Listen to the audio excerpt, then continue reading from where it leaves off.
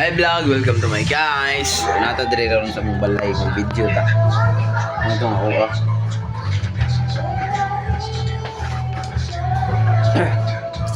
So, muna ako ang pedigree analysis written work number 3. So, ako gi-interview ako mother kaniya, ma'am. I forgot my introduction. I am Rosbin O. Panta from grade 12 Chadwick.